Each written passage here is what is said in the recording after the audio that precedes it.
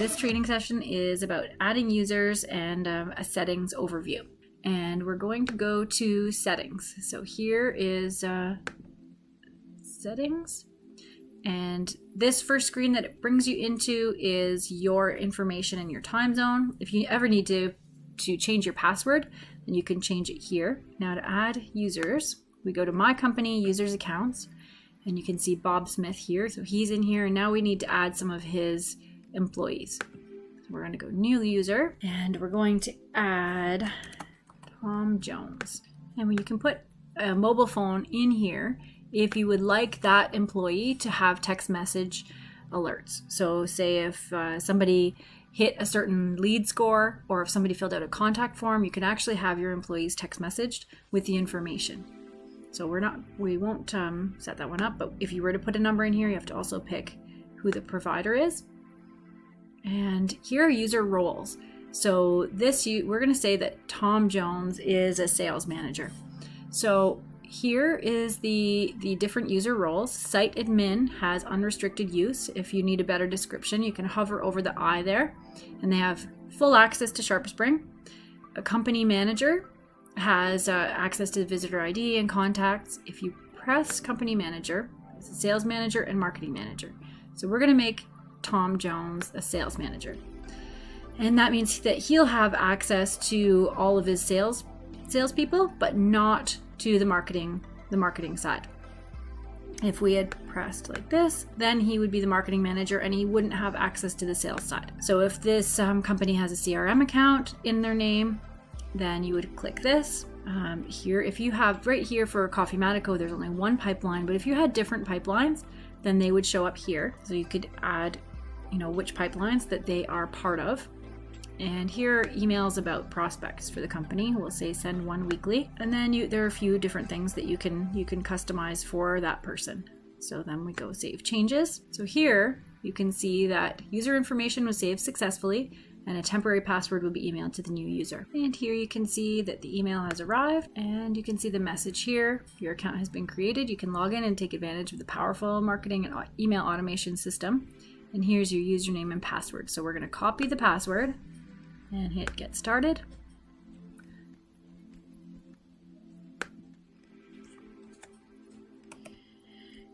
And here we are. So now it prompts you to change your password. So I will change it here. So then if you subscribe to MailSync, this is where that person would sign up for that. So they would just choose who their provider is and then follow those instructions. This account, we're not going to do that though. And here we are. So this is now what Mr. Tom Jones sees, and this is his user. So now we're going to sign out and sign back into the admin account. And now if we go back into settings and user accounts, you'll see that they're both set up here, and it shows the company roles as well. So you can add as many users as you want in your SharpSpring account. If you want MailSync, of course, you have to order that separately. After you're done adding your users, let's go through some of the other settings. So if you want your own user settings, they're here. Your MailSync, if you want to set up your MailSync, that's here. Company profile. So if any of your information changes, when we set up your account, we put all of this in for you. It's a good idea just to go through and make sure that we have everything correct, and even your business hours can be in here. You can go ahead and also upload your logo as well. There are other options in here. I like campaign attributions options. You can either attribute the first campaign that a user visits or the last campaign. We usually select the very first campaign that the user visits, and that way we always know what marketing effort brought that customer aboard. And it's defaulted as well as non-decayed events to calculate lead scores. We'll talk about lead scores later on in training, but this is where you can set some of the options. Other things that you can do here are set up your social media. You can set up custom fields, your company email settings, your lead scores, your pipeline editor, any products that you have. You can manage your reports here and your publishing and permissions.